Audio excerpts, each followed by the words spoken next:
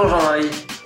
Bonjour Guillaume. Bonjour Jean-Marie et merci de nous recevoir dans vos bureaux par vidéo interposée. Je suis ravi de vous rencontrer. Pourquoi? Alors vous êtes Jean-Marie Olicard, vous êtes le co-gérant de la marque Paris Yorker. On connaît un petit peu chez l'Homme Tendance puisqu'on a eu l'occasion de faire une collaboration il y a quelques années déjà au début de la marque. Aujourd'hui, la marque est en plein renouveau. C'est une marque de mailles, on va dire, à la base, de pulls pour hommes, aujourd'hui également pour femmes. Mais on va le voir grâce à la reprise de l'activité. Vous avez également essayé d'étendre un petit peu le vestiaire Paris Yorker et on en parlera. Juste en quelques mots, Jean-Marie, qui êtes-vous et comment vous êtes arrivé dans cette aventure Paris Yorker? Bon, Guillaume, tout d'abord, merci vous de nous avoir permis de nous exprimer, de présenter la marque Paris Yorker. Alors, qui sommes-nous? Moi, je travaille avec Emmanuel, ma compagne, et pendant le premier confinement, à l'époque, nous habitions à l'étranger, et nous avons décidé de rentrer en France avec ce qui se passait et de nous y installer. Et à partir de là, on a cherché une affaire à reprendre et nous sommes tombés véritablement sous le charme et amoureux de cette marque Paris Yorker dont le fondateur, Alexandre, était en train de céder. Voilà. Et on a entrepris d'acquérir cette marque, c'était en août l'année dernière, et de la développer. Ok, eh ben, super. Après quelques mois d'activité, de redéveloppement, quels sont vos ressentis justement? Est-ce que vous êtes content du redémarrage de la marque? Comment est-ce que vous avancez du coup?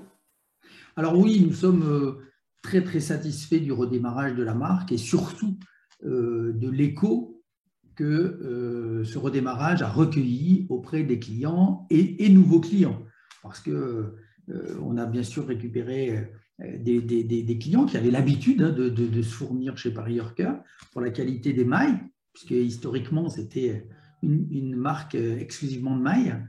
Et puis, bien sûr, on a acquis d'autres clients. Okay, un démarrage plutôt satisfaisant, même si ça s'est fait un petit peu selon les termes un peu à l'arrache. Parce qu'il faut savoir que chez Paris Yorker, on ne fait pas du dropshipping. Ce sont que nos modèles. Ça veut dire que quand on a racheté au mois d'août l'année dernière, les filatures étaient en vacances. Il a fallu attendre fin août, début septembre pour pouvoir recommander de la laine. En attendant, on était allé voir l'atelier pour s'assurer qu'ils nous réserveraient un créneau, parce que les pulls, une fois qu'on leur envoie la laine, il faut les tricoter. Et puis, il y a des accessoires. Si on prend un pull camionneur, il faut aussi les zips. Si on prend un col châle, il faut aussi les boutons. Enfin bon, tout ça pour s'assurer d'être quand même prêt pendant la saison hivernale. Et on a pu recommencer donc la commercialisation d'une petite partie de la production fin octobre l'année dernière. Et on va dire que la totalité de la production était prête un peu tardivement, je dois le dire, début décembre. Voilà. Ok, bon, rien de grave en soi. Là, on repart sur une année blanche quelque part. Voilà, on repart sur une année pas blanche pour le coup, mais sur une année, on va dire normale, quasi normale, en tout cas d'un point de vue économique. Et pour vous, du coup, sur une année qui démarre avec un stock qui est là, qui est présent, et une possibilité de fournir un maximum de clients justement à l'arrivée de l'hiver, là, et notamment pour Noël aussi, puisqu'on sait que notamment le pull, c'est un des cadeaux phares de Noël. Donc on compte sur vous là-dessus, hein, évidemment, pour nous livrer. Écoutez, on a pris, vous ne croyez pas si bien dire, parce qu'on a vraiment anticipé cette année, fort de ce qui s'était passé l'année dernière et de la manière dont on avait été obligé de faire les choses très très rapidement. Et on a commandé la laine fin mai. Et pour tout vous dire, avec la Covid, il y a des tensions au niveau de matières premières un peu partout dans le monde, et notamment sur la laine, qui a fait que alors bien sûr, on va dire que, allez, 85% de notre collection est prête ou quasiment, mais les 15% restants, on a pu valider la commande de la laine hier seulement. Ok, Donc, pour vous dire que les tensions étaient vraiment très, très fortes sur la laine. Mais rassurez-vous, nous sommes là, nous sommes prêts. On croise les doigts. Pourquoi? Parce qu'on sait et on connaît la qualité des pulls, notamment, et des mailles Paris Yorker. Justement, une question par rapport à ça. Qu'est-ce qui fait la qualité d'un pull, d'un bon pull, et surtout d'un pull Paris Yorker, évidemment? On parle de matière première, d'où est-ce qu'elle vient? On parle aussi de création, de production. Où est-ce que sont fabriqués les pulls? Voilà. Qu'est-ce qui fait aujourd'hui l'ADN et la valeur d'un pull de qualité Paris Yorker? Alors, il y a effectivement plusieurs éléments dans l'ADN et la qualité d'un pull Paris Yorker. Le premier élément, c'est bien évidemment la qualité de la laine. Et la qualité ou plus exactement, je dis de la laine, parce que pour nous, ça nous semble tellement évident qu'on en oublie que 90% des pulls proposés sur le marché sont avec des mélanges. Mais quand on sait que dès qu'on rajoute 10% de mélange d'une fibre synthétique, on peut baisser le coût de 20 ou 30% de l'intrant. Or, chez Paris Yorker, on sait que du 100% laine mérinos et c'est de l'extra fine, donc très haute qualité. Les seuls mélanges, parce qu'on a fait des concessions quand même à des mélanges, mais ce sont des mélanges avec du cachemire, donc c'est plutôt c'est vers le haut. Et puis, on a essayé, exactement, on a également un pull dans la gamme avec de la laine recyclée. Et là aussi, c'est un mélange, parce que la laine recyclée, ce sont des fibres courtes. Or, pour les tricoter, et si on veut que ce soit durable, on est obligé de la mélanger avec de la laine, je vais dire neuve, entre guillemets, pour pouvoir avoir des fibres suffisamment longues qui tiennent dans le temps en termes de tricot. Donc, première des choses, bien évidemment, la qualité de la matière première. Ensuite, la deuxième chose, c'est forcément l'atelier. L'atelier, parce que l'atelier va intervenir à deux niveaux. Il y a la qualité du tricotage, donc la qualité des machines qui vont être utilisées, leur entretien, etc. Et puis, il y a aussi le savoir-faire des ouvriers. Et ça, c'est extrêmement important. Je vais dire un peu, imaginons qu'on fasse de la cuisine, si vous n'avez pas des bons intrants, même si vous cuisinez bien, ce ne sera pas top. Si vous avez des bons intrants, mais que vous ne cuisinez pas très très bien, ce sera quand même bon, mais il manquera quelque chose. Voilà. Et chez Paris Yorker, on s'attache, ou on s'est attaché systématiquement, ça c'est dans l'ADN de la marque que nous a transmis Alexandre, son fondateur, à chercher que le meilleur du début à la fin. Ok, donc vous travaillez avec des artisans pour le coup, qui sont réputés, qui sont en Bulgarie, je crois, c'est ça? Alors oui, les filatures sont italiennes et très très connues. Hein. Si je parle de Fili Vivi, la Nerossi ou Papi Fabio, bon, ce sont des maisons qui existent depuis 1800 et quelques, qui maîtrisent et qui sont vraiment à la pointe chacune dans leur domaine. Et puis on travaille, nous, avec un atelier familial qui est situé à Dospat, donc c'est en Bulgarie, proche de la frontière grecque. Okay. Et ce qui est intéressant, et ce qui nous a plu dans cet atelier, c'est l'environnement familial. C'est-à-dire que c'est le papa qui a racheté cette usine lorsque le communisme est tombé en Bulgarie, qui a repris cette usine, qui aujourd'hui travaille avec ses enfants. Et puis surtout, on va dire, il y a plus d'un tiers des salariés qui sont actionnaires de la société, de l'atelier. Donc, ça veut dire aussi un engagement au quotidien pour ces salariés. Et puis, ce qui était intéressant aussi, c'est que le bassin d'emploi, puisque l'atelier est un des plus gros employeurs de la région, mais le bassin d'emploi fait qu'il y a de la ressource, et cette ressource est encouragée en termes de savoir-faire. Chaque fois qu'on y va, vous voyez, on a racheté il y a un an, on y est déjà allé 4 fois. À chaque fois, il y a des stagiaires ou des apprentis. Voilà, il y a toujours cette jeunesse qui est là et qui est formée parce qu'il y a des métiers compliqués comme le remaillage. Nos pulls ne sont pas cousus, ils sont tous remaillés à la main. Donc, vous imaginez le travail et le savoir-faire que cela implique. Ouais, on parle. Il y a un terme qui revient régulièrement quand on parle de pull Paris Yorker. C'est le terme fully fashioned. Fuji, C'est absolument. un terme anglo-saxon, mais pour les non-initiés, ça veut dire quoi en soi? Alors, il y a deux, j'allais dire, il y a deux grandes écoles. Il y a l'école dite du coupé cousu. Donc, ça veut dire que j'ai du tissu, ou là, en l'occurrence, de la maille au kilomètre. Et je vais couper ce dont j'ai besoin, hein, avec des patrons, un peu dans l'esprit de ce qui est fait avec des chemises. Et je vais coudre et assembler l'ensemble. L'inconvénient, c'est que je n'ai pas quelque chose de, comment dirais-je, de très qualitatif. J'ai quelque chose, je peux aller vite à faire des pulls, mais ce n'est pas très qualitatif. Et puis, d'un point de vue environnemental, il y a aussi beaucoup de perditions.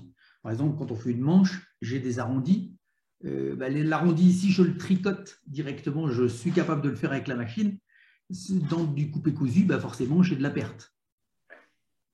Donc, fully fashion, ça veut dire que chacune des pièces qui constituent un pull est tricotée séparément à ses dimensions en fonction de la taille. Et ensuite, on assemble l'ensemble, toutes les pièces. Donc, les manches, l'avant, l'arrière, et puis le col. Et c'est le col qui est remaillé. Donc, maille avec maille, ce n'est pas toujours facile à expliquer, mais sur notre site, il y a une très belle photo. On voit comment dirais-je, l'outil qui sert à remailler. Il y a deux ouvrières l'une en face de l'autre et l'outil tourne maille par maille, donc une à une, et il les assemble. Ok, on ira voir ça sur le site donc paris-yorker.com, évidemment.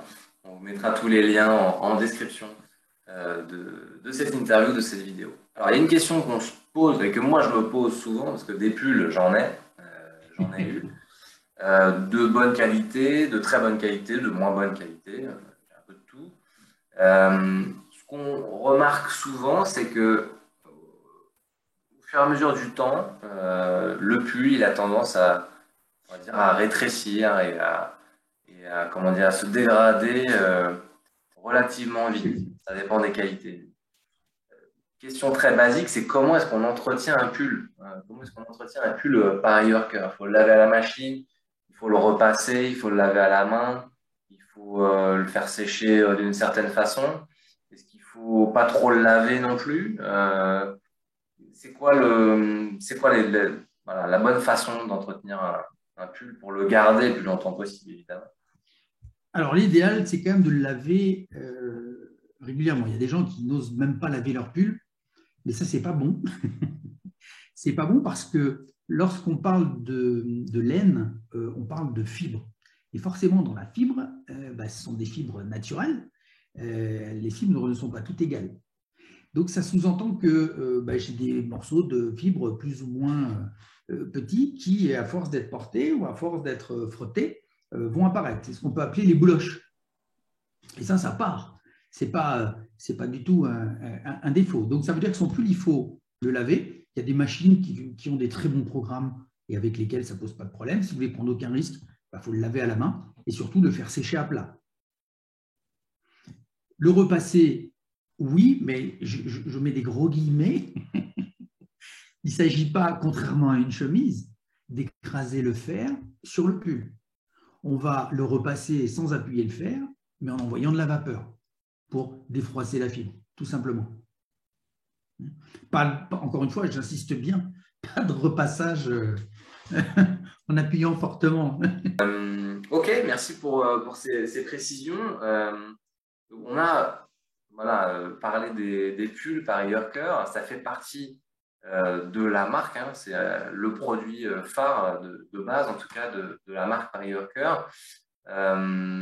En reprenant la marque, vous avez aussi souhaité développer un vestiaire un petit peu plus complet, en tout cas compléter ce qui est déjà présent sur le site, notamment avec des chemises, des écharpes, des ceintures.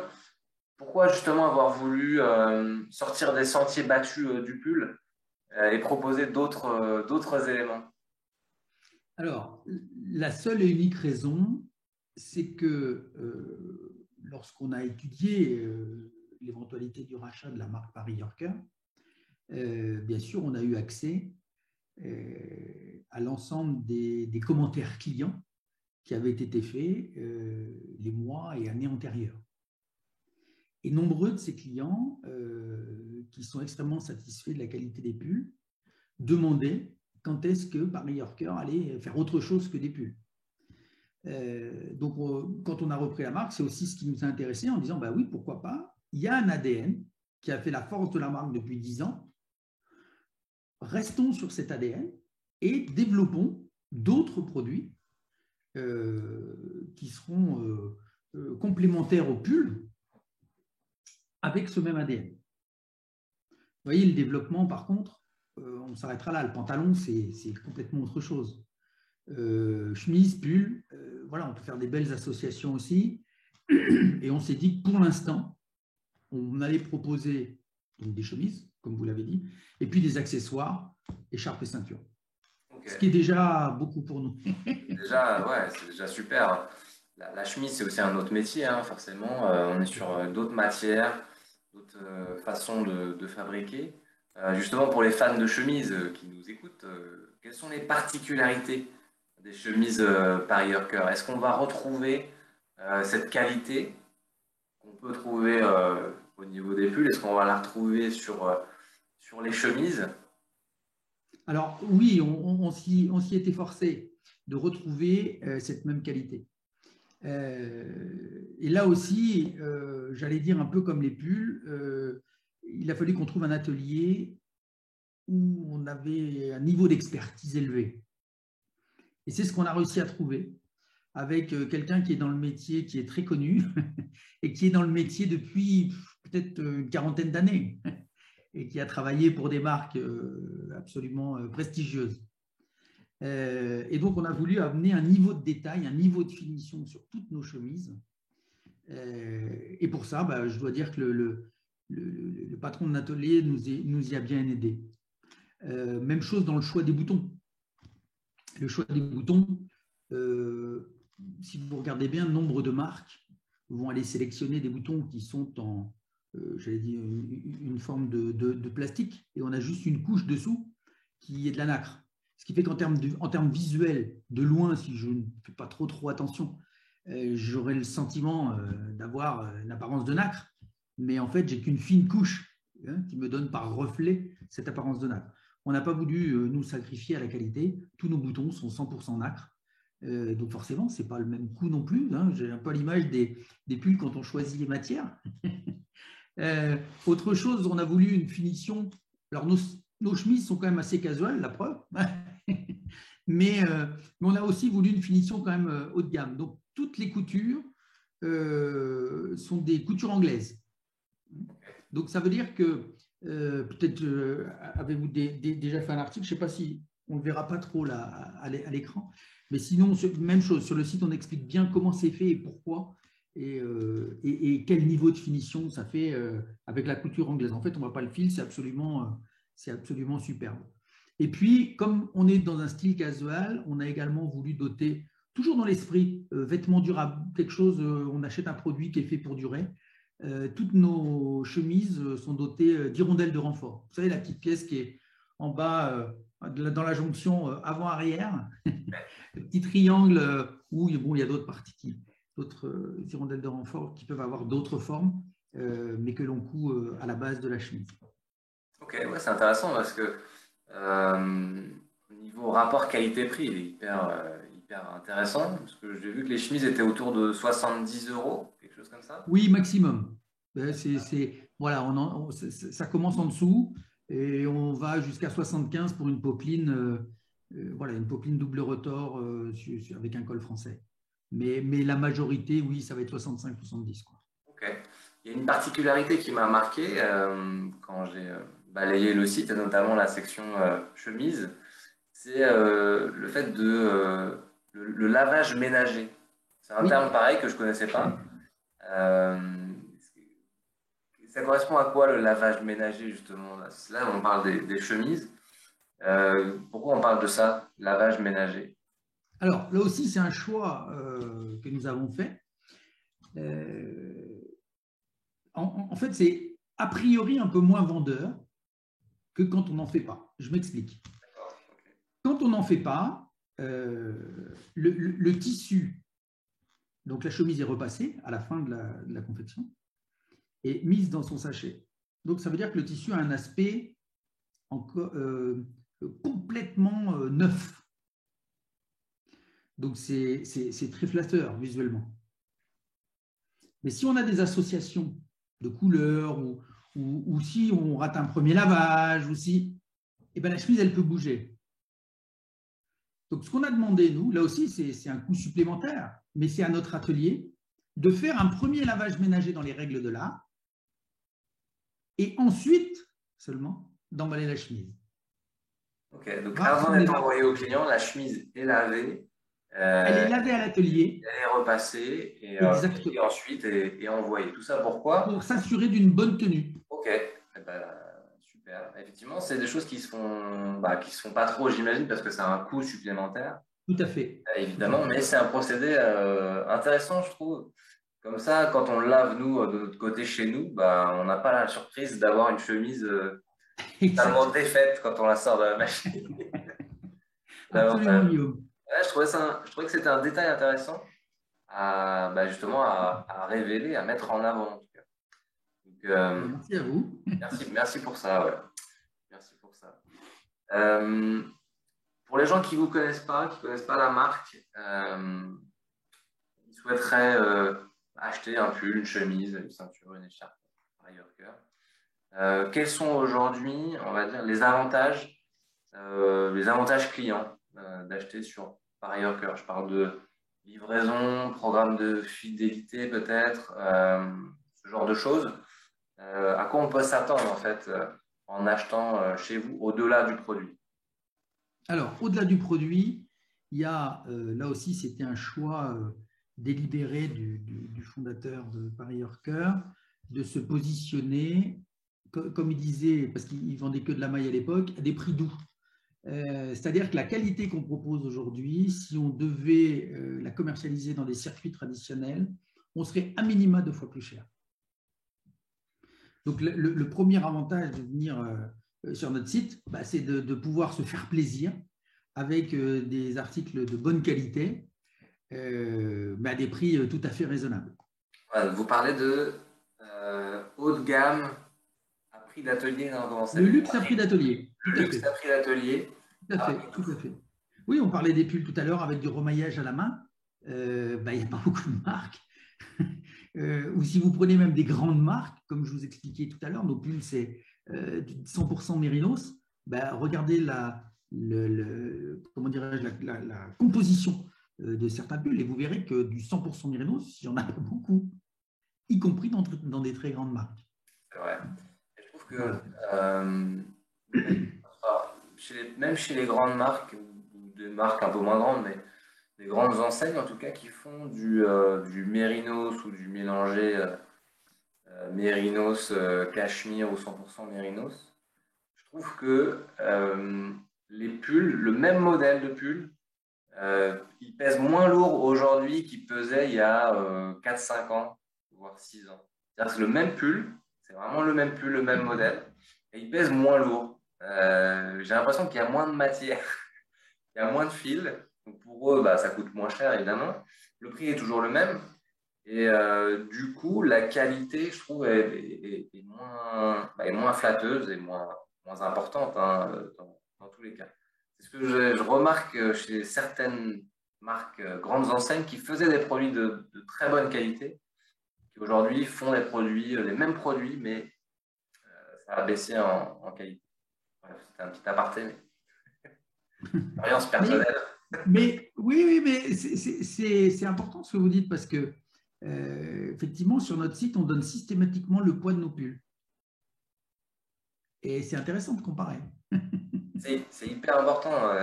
Même si on parle de t-shirts, on parle pour des bons t-shirts, on parle de grammage en termes de t-shirts. Donc, forcément, on parle de poids à un moment donné. C'est relatif aussi à la qualité d'un produit. Et je trouve que plus ça va, plus on nous vend le même produit, mais moins lourd, donc avec moins de matières premières finalement. Et la matière première, c'est ce qui coûte le plus cher dans un produit, plus ou moins. Donc la qualité tend à baisser. Donc c'est important de mentionner ça, de dire que voilà, le poids des pulls, la qualité des mailles ne bouge pas. Et qu'on achète un produit qui est censé durer dans le temps. C'est ça aussi qu'on achète. Absolument, absolument. Et puis, on parlait de prix. À votre question, alors. On parlait de prix d'où Donc, première chose, un positionnement avec des prix au plus juste, puisqu'il n'y a pas d'intermédiaire. La deuxième chose, c'est que nous offrons systématiquement de livraison, soit en bureau de poste ou en point relais. Voilà. Donc ça aussi, c'est une nouveauté cette année. J'allais dire, l'année dernière, on a appris, c'était notre année de démarrage, notre saison de démarrage, plus exactement. Cette année, après avoir interrogé aussi beaucoup de clients dans l'hiver, on s'est aperçu que c'était un point qui était important pour eux. Donc, on a décidé d'offrir la livraison. Et puis, lorsqu'on a acquis la marque Paris Yorker, on pensait développer un nouveau site Internet à horizon de 2-3 ans. Et la Covid a fait que les choses se sont grandement accélérées sur le net. Alors, on entend toujours dire oui, mais les gens qui vendent sur Internet ont été favorisés, etc. Oui et non. Oui et non, oui, parce qu'effectivement, il y a eu beaucoup plus de personnes qui regardaient les sites. Et non, parce que la concurrence s'est accrue et l'exigence surtout des clients s'est considérablement développée.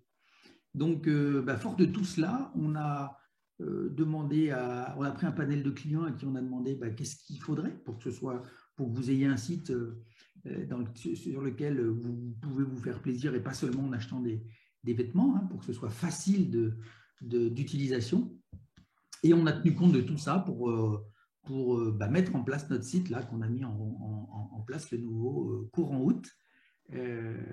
Avec des filtres, avec une wishlist. Ça veut dire que, je sais pas, moi-même, je suis dans le train, le métro, où j'ai 5 minutes, je vois quelque chose qui m'intéresse, boum, je me mets ça dans ma wishlist, même si je continue 2 jours après, je n'ai pas perdu ce que j'avais déjà fait. Un certain nombre de fonctionnalités. Et puis surtout, la mise en place d'un programme de fidélité. Parce que ça aussi, c'était quelque chose qui intéressait beaucoup nos clients. Mais ils voulaient un programme de fidélité qui ne soit pas, entre guillemets, une usine à gaz. Où il fallait s'inscrire, cocher plein de cases, etc. Donc, on a fait quelque chose de très simple. Systématiquement, dès que vous avez un compte client ou vous créez un compte client, vous avez votre compte fidélité associé qui est créé. Et 5% de l'ensemble de vos achats hors période promotionnelle est crédité sur ce compte fidélité que vous pouvez utiliser en une fois ou en plusieurs fois, comme bon vous semble. Donc à partir de la première commande, on va dire, je commence à accumuler des points quelque part pour derrière absolument. Offrir une réduction sur les prochains achats. Tout à fait. Ok, c'est top, c'est bon à savoir en tout cas. On a travaillé l'expérience client au maximum en s'inspirant de ce que souhaitaient nos clients. C'est ça qui nous importe. Et qui nous fait bien. Il faut écouter ses clients. En dehors de la passion. C'est ça, il faut écouter ses clients. Bon, c'est super, on en connaît davantage. On a appris davantage de choses sur Paris Yorker, sur vous aussi, sur la qualité de vos produits et sur tous les efforts que vous mettez en place au quotidien pour satisfaire vos clients et vos futurs clients. Et ça, c'est très, très intéressant. Qu'est-ce qu'on peut vous souhaiter pour les semaines et les mois à venir? Le meilleur. Être en bonne santé. Déjà, c'est un préalable nécessaire. Et pour la marque. Voilà, exactement. Bon, écoutez, merci en tout cas, Jean-Marie. Merci pour toutes ces précisions, ces explications. On vous souhaite plein de bonnes choses pour la suite. On va continuer à vous suivre. Notamment sur paris-yorker.com, également sur les réseaux sociaux. Et puis à très vite pour notamment les commandes de Noël. Ça risque d'être une période phare pour les pulls, notamment Paris Yorker, mais aussi les chemises et différents accessoires qu'on pourra trouver sur le site. Donc un grand merci Jean-Marie. Embrassez Emmanuel de ma part. Je ne manquerai pas. Voilà. Avec plaisir. À très bientôt en tout cas. Merci. Merci à vous. À bientôt. Merci.